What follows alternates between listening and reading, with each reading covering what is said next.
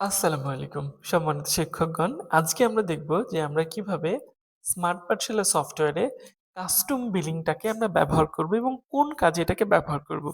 তো এটার জন্য সবার প্রথমে ব্রাউজার ওপেন করে আমরা আমাদের স্কুলের যে ড্যাশবোর্ড আছে স্মার্ট পাঠশালার আমি এখানে লগইন করে নিব আমাদের প্রয়োজনীয় ড্যাশবোর্ডে আমাদের প্রয়োজনীয় ক্রেডেনশিয়াল দিয়ে।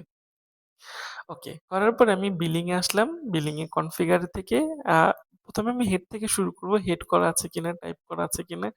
আমি একটু টাইপটাকে ডিটেইলিং দেখিয়েও নিলাম।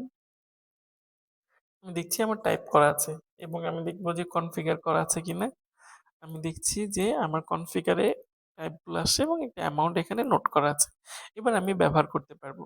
আচ্ছা, আমরা এর আগের ভিডিওতে দেখেছিলাম যে বাল্কে গিয়ে পুরো শ্রেণীর সবাইকে কিন্তু আমরা খুব সহজে বিল পাঠাতে পারি। কিভাবে?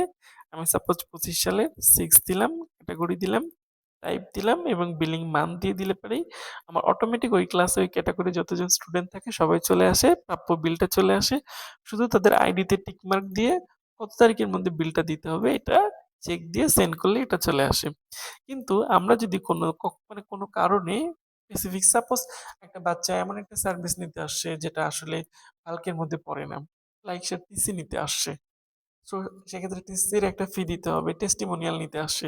টেস্টিমোনিয়াল এর একটা ফি দিতে হবে। সো এরকম পারপাসে আমরা কিভাবে অ্যাকচুয়ালি একটা বাচ্চার একটা স্বতন্ত্র বিল তৈরি করব। শুধু তার, অন্য কারো না। এটার জন্য আমরা যেটা করব তার আইডিটাকে আমরা একটু কপি করে রেখে দিব বা মনে রেখে দিব।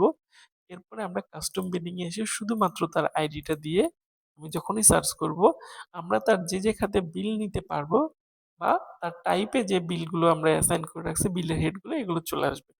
সাপোজ এই বাচ্চাটা কোনো কারণে একটা আদার্স পারপাসে তার একটা ৳৫০০ বিল হবে বা ৳৫,০০০ বিল হবে। আমি দেওয়ার পরে এখানে ক্রিয়েট করলে পারেই কিন্তু দ্রুত এই বিলটা আমার ক্রিয়েট হয়ে যাবে আরকি। জাস্ট এখানে ক্রিয়েট করার সঙ্গে, সঙ্গে। তো বেসিক্যালি আমি একটা বিল ক্রিয়েট করতে চাই। বাল্কে আমি যেহেতু করিনি একসঙ্গে সবার বিল চলে যাওয়ার সম্ভাবনা ছিল। বাট এখানে কিন্তু এই সুযোগটা নাই সিঙ্গেলে। অথবা আমি এই বিলটা ক্রিয়েট করব। ওকে। তাহলে পরে আমি যেহেতু বলছি আমি এটার একটা বিল তৈরি করব। এটা কিন্তু আবারও আমি রিব্যাক দেখাই আপনাদের কিভাবে করব। আমি রিসেট করলাম। আমি যার বিল তৈরি করব তার আইডি দিয়ে সার্চ করলে তার ডিটেইলস আসবে এবং কোন খাতে আমি তার বিল নিতে পারবো সেই জায়গাটা আসবে। সাপোজ আমি স্টুডেন্টের আদার্স খাতে আমি ৳৫,০০০ র একটা বিল তৈরি করব বা ৳৫০০ র একটা বিল তৈরি করব। অ্যামাউন্ট দিয়ে আমি বলেছিলাম যেখানে ক্রিয়েট ইনভয়েস এ ক্লিক করলেই এর কিন্তু একটা বিল তৈরি হয়ে যাবে।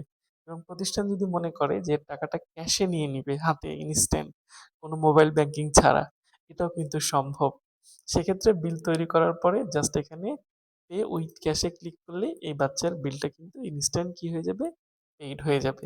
এবং এখান থেকেই তার ভাউচারটাকে আবার আমরা কি করতে পারবো? প্রিন্ট করে দিতে পারবো। তার পেইড যে ভাউচারটা সেই পেইড ভাউচারটাকে আমরা কিন্তু এই যে ক্যাশের মাধ্যমে দিয়েছি এটা পেইড বাই ক্যাশ। সো এটাকে কিন্তু আমরা কি করতে পারবো? এখন তাকে প্রিন্ট করে দিয়ে দিতে পারবো। ২ টা অংশ আছে। একটা প্রতিষ্ঠানের অংশ এবং একটা গার্ডিয়ানের অংশ। গার্ডিয়ানটা গার্ডিয়ানে দিয়ে প্রতিষ্ঠানেরটা প্রতিষ্ঠানে আমরা রেখে দিতে পারবো।